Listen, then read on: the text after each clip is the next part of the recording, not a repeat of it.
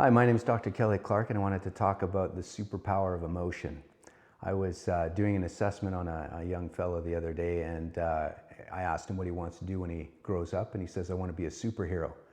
And I thought, well, yeah, who doesn't want to be a superhero? But what a great expectation for the future. But I did want to talk a little bit about the power of emotion. I think, generally in society, there has been, especially in the last 50 years, has been a emphasis on cognition, thinking. Parents are, not all parents, but certainly some parents are driven to get their kids into the best schools. And of course, I can see the caring motivating that, because we want, our kids to have the best leg up going into their life as they get older. I think something that is definitely underrated and undervalued is emotion. And so I wanted to talk a little bit about that today. And so what if I told you that there is a psychological process that can improve your relationships, help you to make better decisions and judgments, and strengthen your marriage, improve your possibility of making more income, career success? Of course, we'd all be open. Who wouldn't be open to that? What would that be? Well, this is not a new thing, the emotional awareness, or I'm going to talk about emotional intelligence. In Daniel Goleman's book in 1995, he stressed that EQ, or emotional intelligence, in adults, stronger EQ does better. People who have stronger EQ do better in relationships, marriages, make more money, and tend to be more emotionally stable.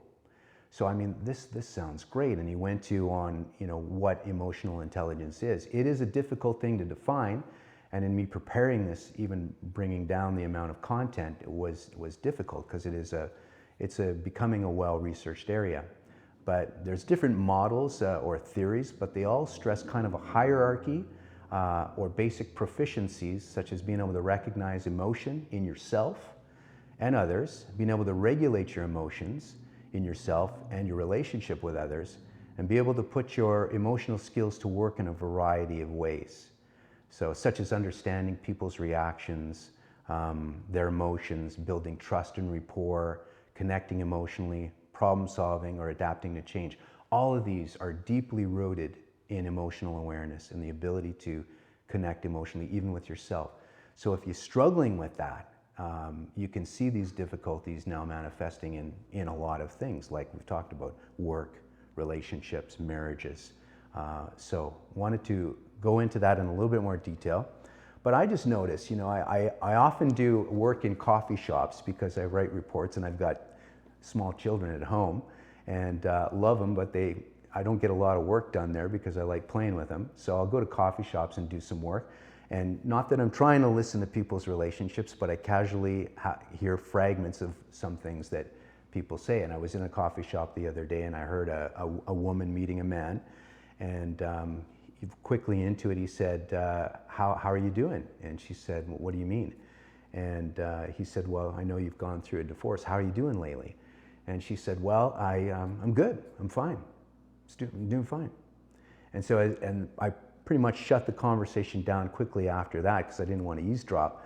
But I thought, what an interesting thing, to go through a divorce, and there was no talk about, I went through a difficult time, I was sad for a while. None of that. It was just talked about where that person was functioning. I'm fine. So I found that interesting. I also noticed that in my own practice, when I'm doing therapy with people, this is something that I work on a lot with people, is building their own emotional awareness. So I'll talk to them about something, they'll bring something up to me, and so tears will often happen, and so there'll be tears, and I'll say something like, what are the tears saying? How are you doing? And they'll say, I'm fine, I'm good. And I'll kind of think to myself, well, no, you're tearing up, so clearly something's going on for you. But there's almost this kind of training that I'm fine, I'm good. I didn't ask how you were doing functionally in this moment. I wanted to kind of connect to this person. And then they do. We work on that, right?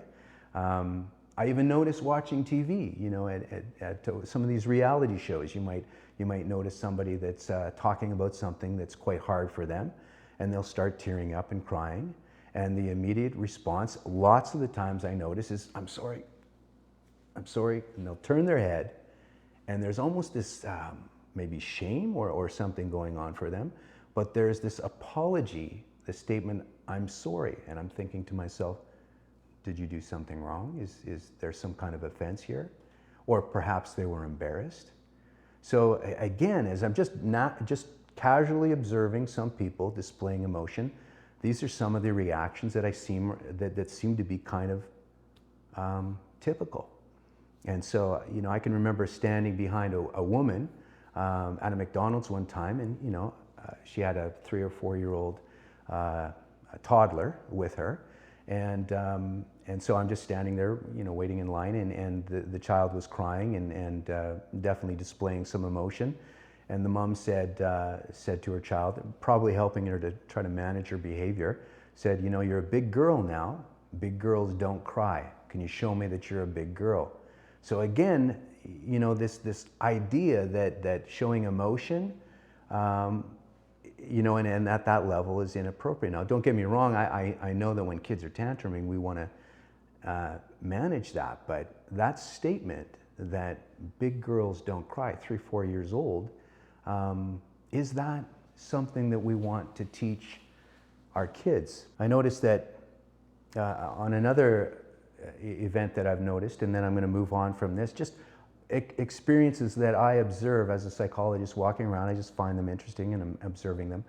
But often when kids will fall, 3 or 4 or 5 year old kids, again, I think well-meaning parents will say, you're okay, you're good, come on, you get up there, you're fine. And they'll fall down and scuff and maybe start crying, and oftentimes there's the statement, you're okay, you're fine.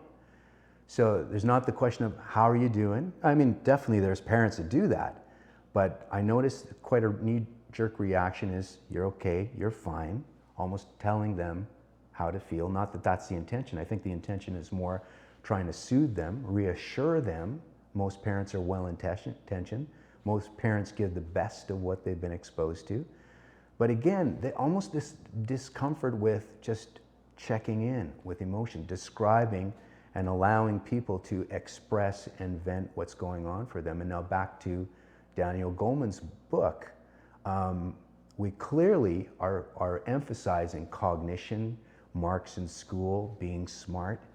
And how smart are we as people with our emotions?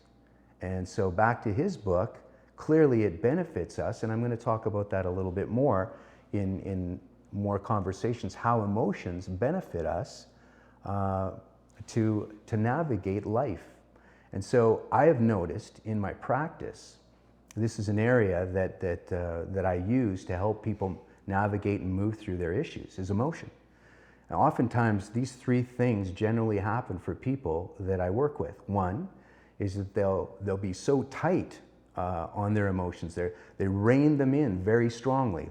The emotions are not ever really allowed to kind of move out of them that much. There's a real tight rein on there. That's the one reaction. So a very strong stifling of emotion. And when you're working with a psychologist, of course, we want all of the information to come out, including emotion. And so I'll also notice the other extreme. So the stifled person can't express their emotion very well compared to the overreacting person. And we probably have met both of these types in our lives. That seem to react strongly, they're easily offended, there's a lot of emotionality, and it seems like an overabundance of it. So not very much, too excessive. And then there's also the emotional expression or the lack of it when people will describe feeling numb. And I'll see that a lot of times when people are highly traumatized or are really going through something and they're having difficulties. They're so overwhelmed, they feel numb.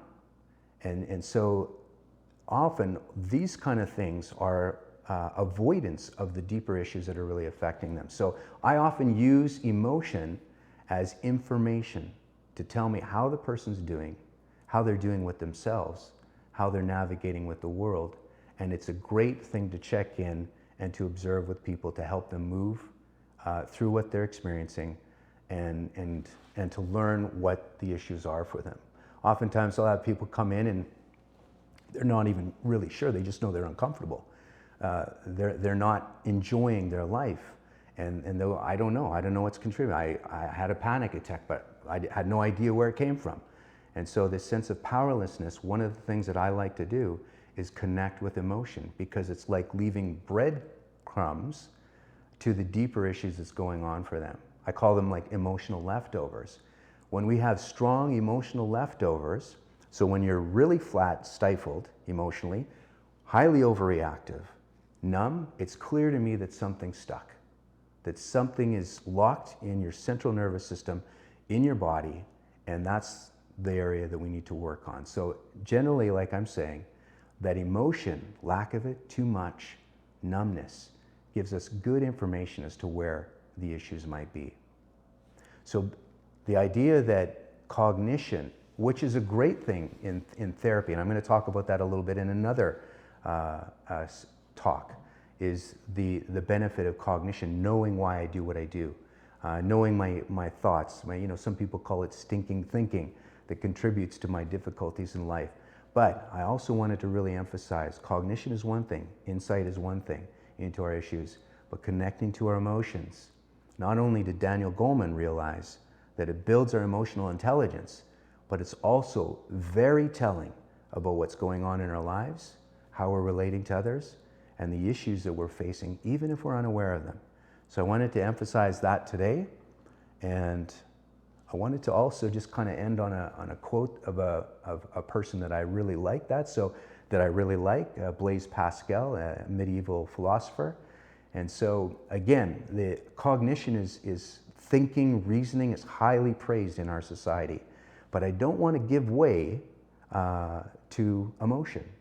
Now I know a lot of us can remember times where we bought too much because we were too emotional, or we overreacted because we were too emotional.